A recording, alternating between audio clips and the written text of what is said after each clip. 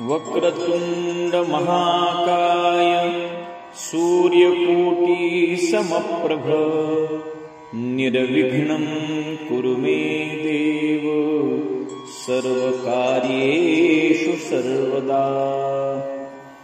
ॐ नमो नारायणाय सिद्धपुरुषाय ब्रह्मीभूतयोगिराज हंसतीर्थ स्वामी महाराजाय नमो नमः। परम पूज्य सद्गुरु ब्रह्मीभूत योगिराज हंसतीर्थ स्वामी महाराज विरचित श्री द्वादश गणपती स्तुति। मुखरोग विनाशंच सर्वशक्ति प्रदायक षण्मुखानां सौख्यदाता च सुमुखाय नमो नमः। चतुर्विंशति तत्वानां शुद्धिकारण एव च ब्रह्मस्वरूप दर्शनाय एकदन्ताय नमो नमः। त्रिगुणाय च त्रिदोषाय वासनारहिताय च सच्चिदानंद स्वरूपाय कपिलाय नमो नमः।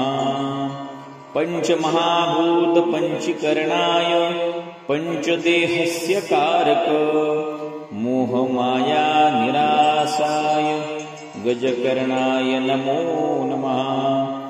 उद्व्यथा निवाराय अन्न आहार प्रियस्य च त्रिदोषरहिताय लंबोदराय नमोस्तुते।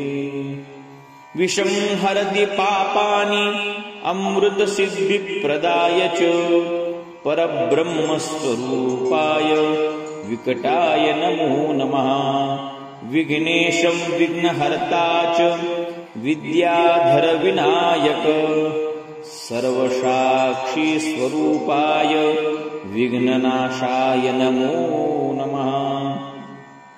इंद्रियाणाम् अधिष्ठात्रा इंद्रिय निग्रह कारक शिवसैन्यस्य अधिपति गणाधिपाय नमो नमः। मन विकार निवारस्य मन संतोष कारक देहे अमनं कृत्वा धूम्रकेतुर्नमोस्तुते। ऐश्वर्ये ऐश्वर्यं दत्त्वा वैराग्यपूर्ण एव च शान्ति समाधानदाता गणाध्यक्षाय नमो नमः। शीतलं शीतदेहाय चन्द्राह्लादकारक मनोवृत्ति अनन्दाय भालचन्द्राय नमो नमः। गजवक्त्रं गजकर्णं च गजमस्तकशोभितः गजान्तलक्ष्मीदाता गजानन नमोस्तुते। गजानन नमोस्तुते। गजानन नमोस्तुते। इति श्री द्वादश गणपति स्तुति श्री कृष्ण तनय हरि विरचिता श्री गजाननार्पणमस्तु।